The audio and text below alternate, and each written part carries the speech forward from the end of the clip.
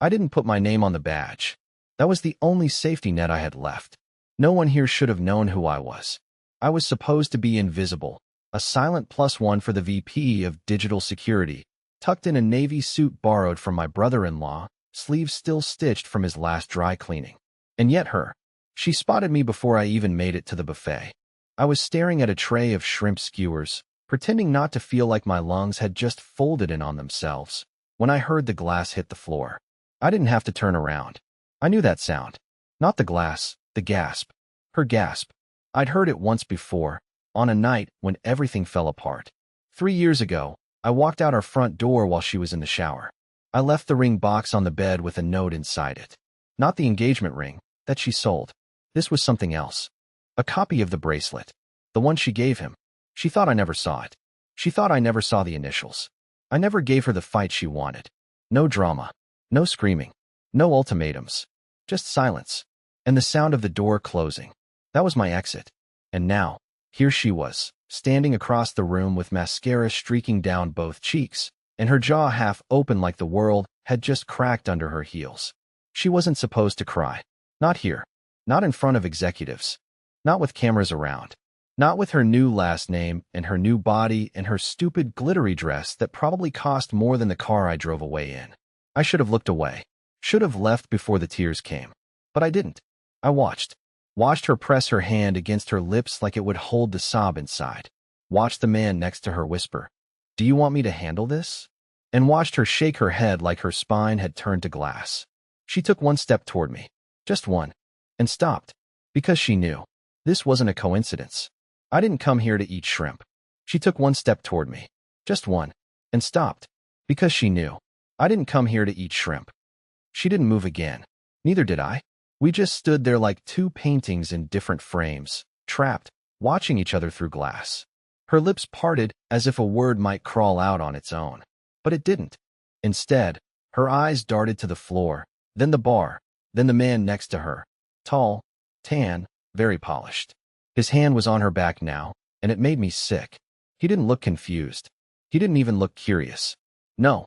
His eyes locked onto me with this smug, slow-burning smirk like he already knew who I was, and worse, what I was. The discarded husband. The weak one. I clenched my fists. Not in anger. In humiliation. That same old ache started bubbling up, the one I thought I buried years ago under a fake smile and a therapist's couch. God, I should have left. But I stayed. Because 3 years ago, I gave her an out. A clean one.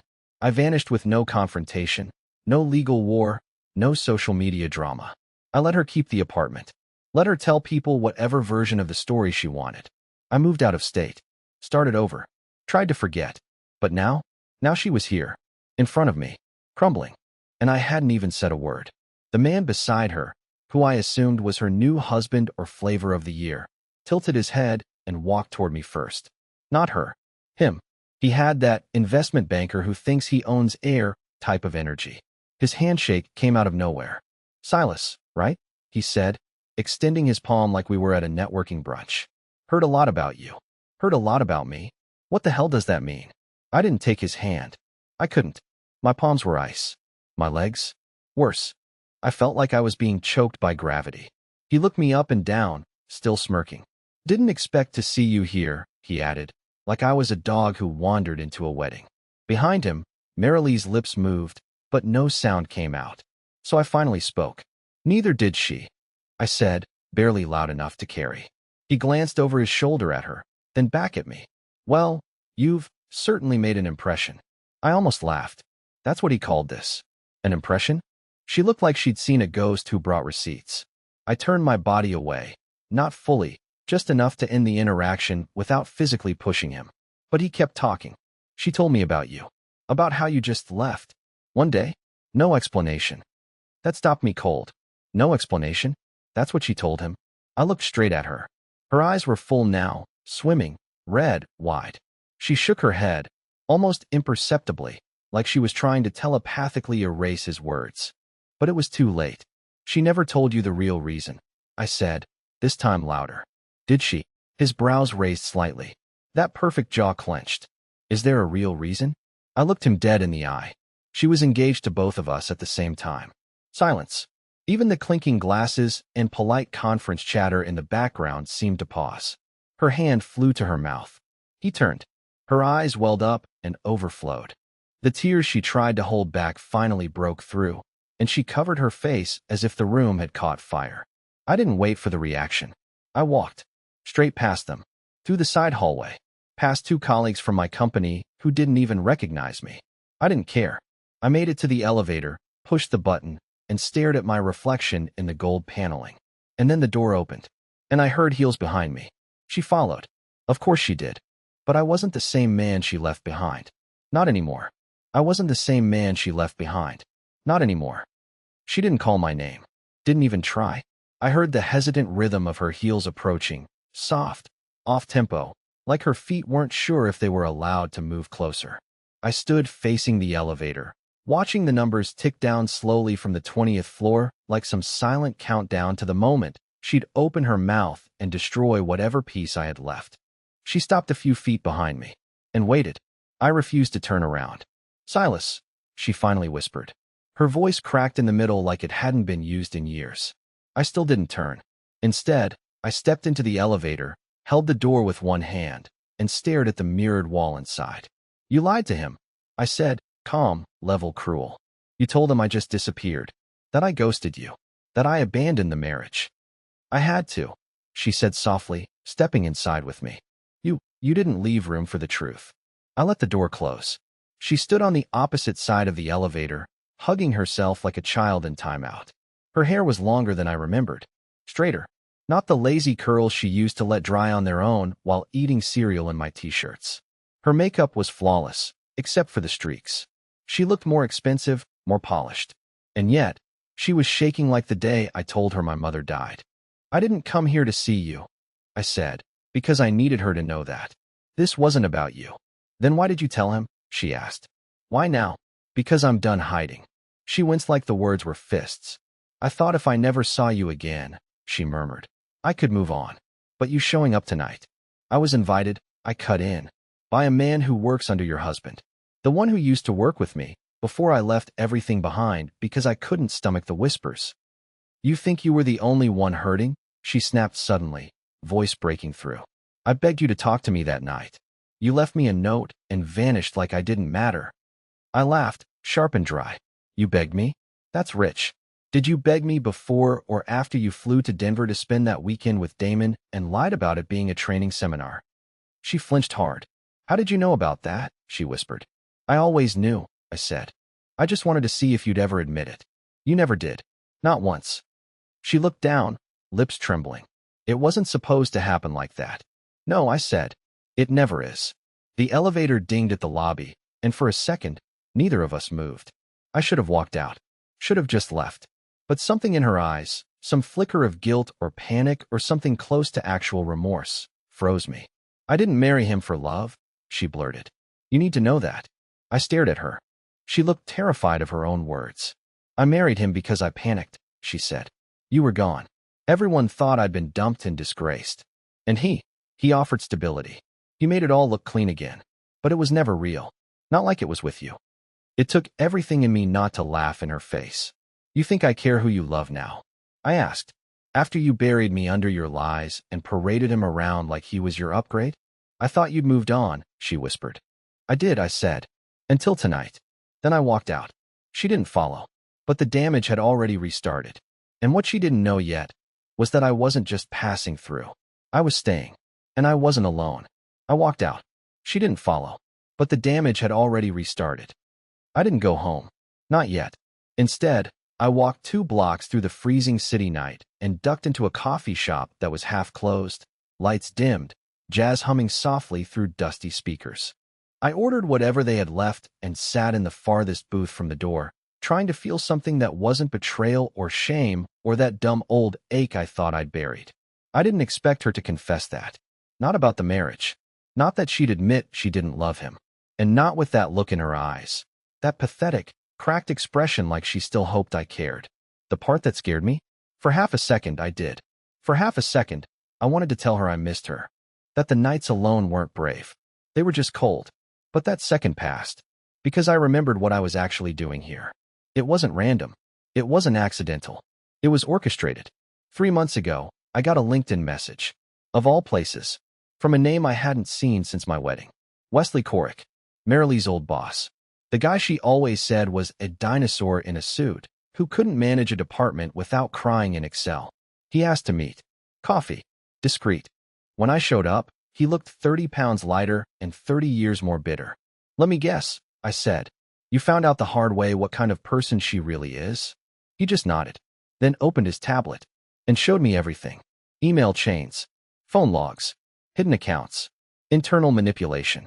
A long, sticky trail of corporate corruption, initiated, funded, and quietly championed by Marilee and the man she married. Turns out she wasn't just cheating on me emotionally. She'd been helping him launder favors, fake compliance scores, even bury 2 whistleblowers. One of whom was Wesley's cousin, and that cousin was now under federal indictment, while Marilee walked around in designer heels with a new last name and 0 consequences. Wesley couldn't fight them from inside the company.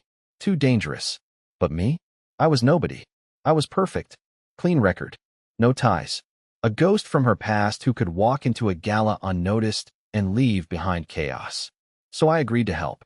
It started with a simple appearance. Make her panic. Throw her off. See if she cracks. Wesley's team was watching. They wanted reactions. Slips. Anything they could use to pin her name to the case. But now it wasn't just business. It felt personal again. Sitting in that booth, sipping cold coffee, I remembered every time I thought I was paranoid. Every time I caught her in a lie and let it slide.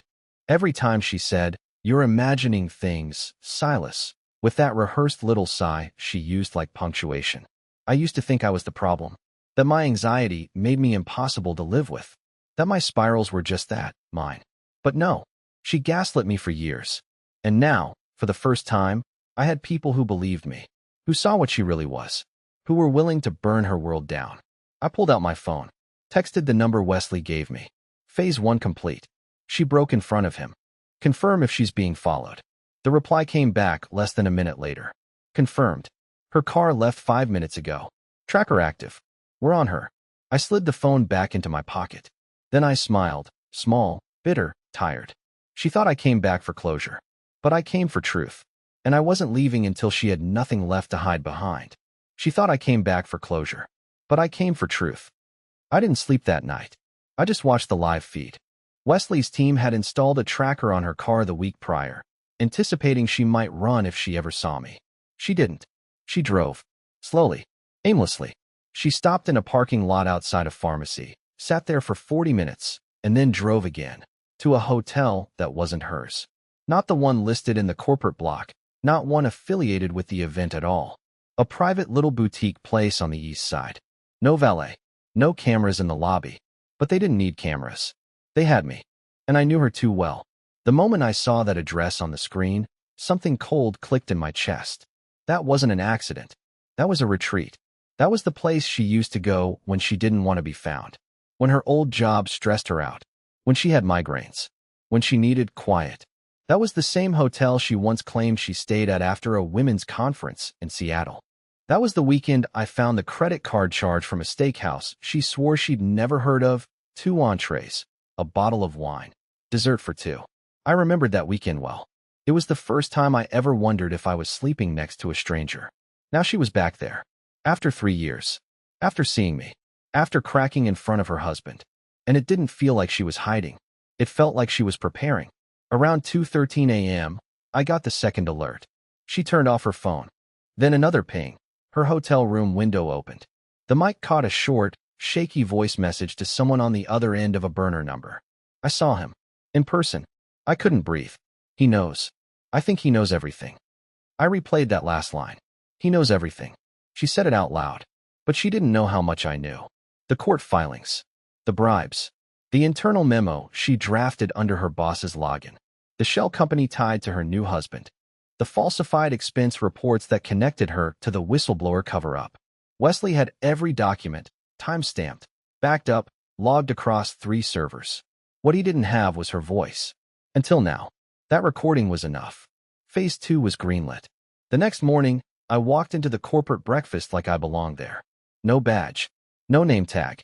Just a confident nod and an assistant's clipboard. No one asked questions.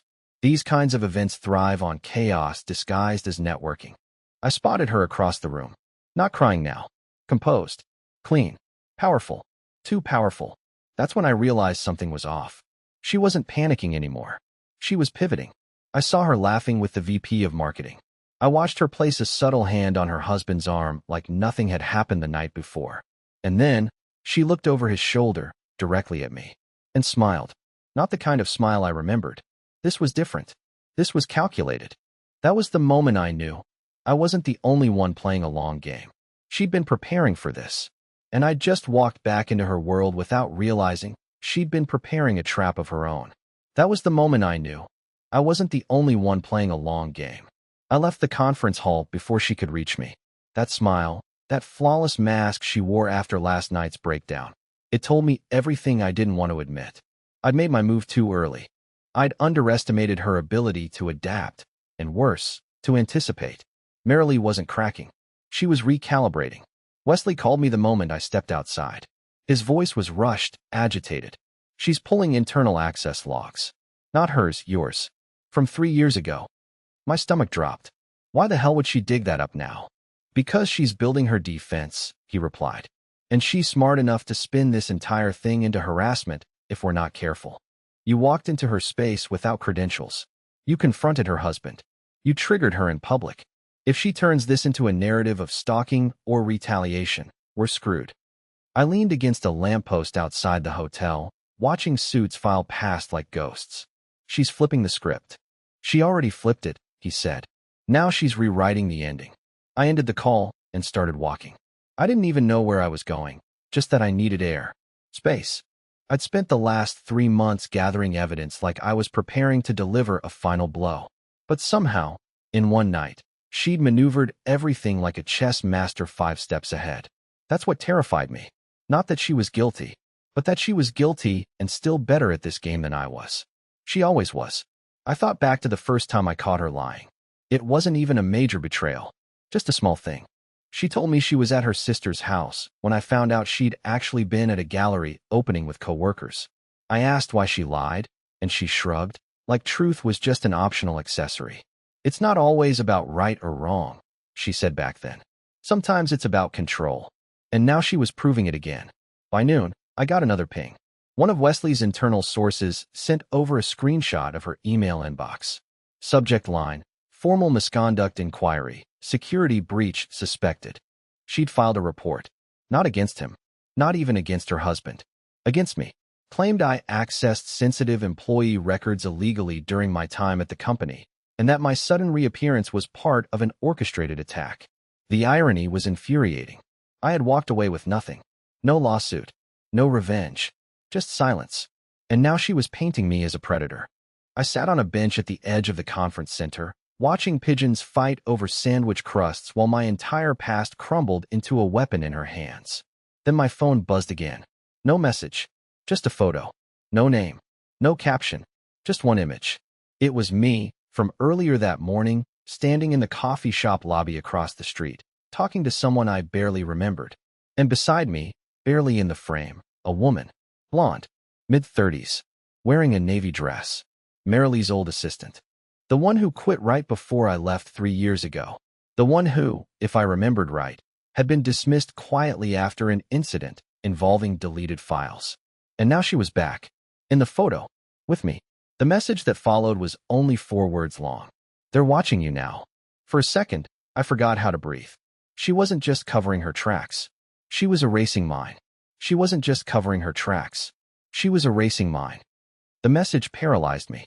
Not because of the image. Not even the threat it implied. But because it told me something far worse. That I wasn't anonymous anymore. For 3 years, I lived like a shadow. No social media, no old contacts, barely a trace. But in one single night, she'd not only spotted me, she'd reactivated the entire ecosystem that used to orbit around us. The people who once watched from the sidelines. The ones who said nothing. They were paying attention again, and not to her. To me. I stared at the image longer than I should have. That coffee shop lobby. My awkward stance. That accidental glimpse of her old assistant, Julie. I hadn't even realized she was there. That morning was a blur. Adrenaline, nerves, regret. But there she was, clearly in frame, standing beside me with a file folder in her hand and something clenched in her expression I hadn't noticed at the time. She looked terrified, and now someone was using that moment against us. My first thought was Wesley. Maybe someone in his team had turned. Maybe someone leaked the surveillance to Marilee to save themselves. My second thought was worse. Maybe Julie was never a bystander. Maybe she was part of it all from the beginning. I called Wesley. He picked up after the second ring, voice tense, like he'd been waiting for this call.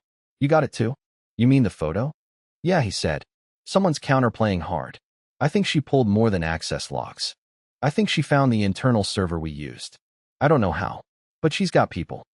I sat in silence for a moment. Then, stupidly, I asked, do you trust Julie? Wesley paused. Julie left after the original audit because she refused to falsify a compliance signature for Marilee's project. She's the one who tipped off my cousin. That's why she was forced out. Then why is someone using a photo of her with me as leverage? Because they're trying to isolate you, he said. They want to make you paranoid. Turn every ally into a question mark.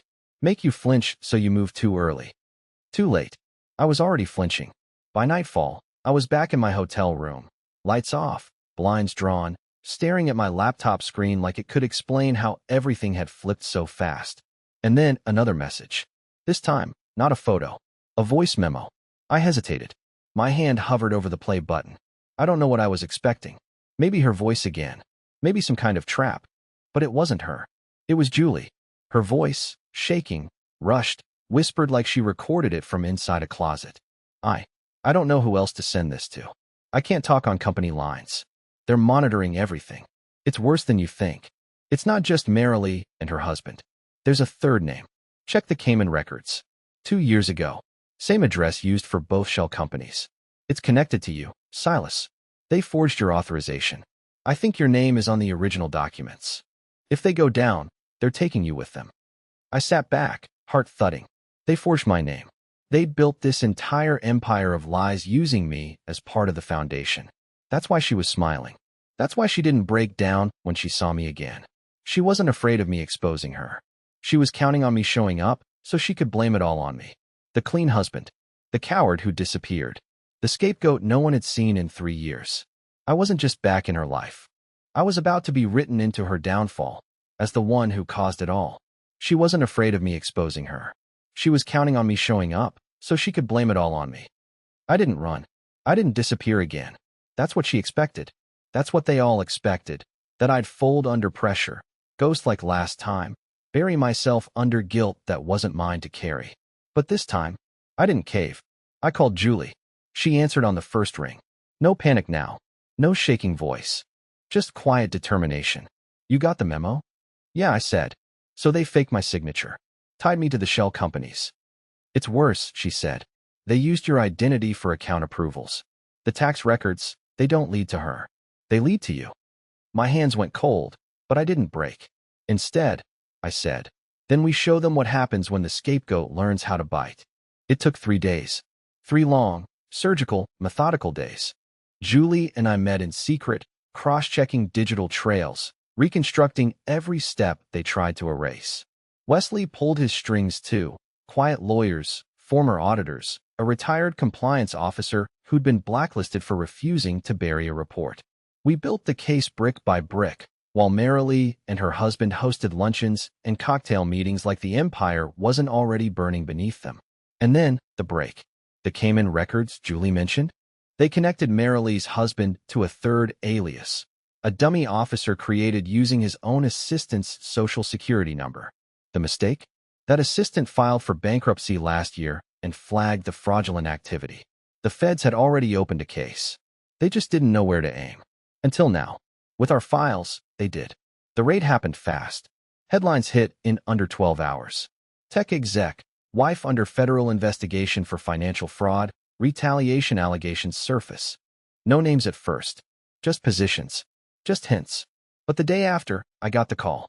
Mr. Cleary, the voice on the other end said, we've reviewed the evidence. Your name will be formally removed from all financial inquiries. You were impersonated. You're in the clear. You'll be contacted for testimony. I exhaled so hard I nearly collapsed. It was over. And not just the charges. Her. The storm cloud I'd carried for 3 years.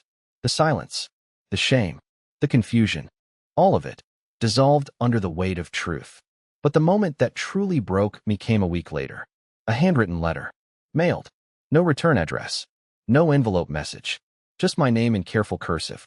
Inside, a single line. You were always the only thing I couldn't control.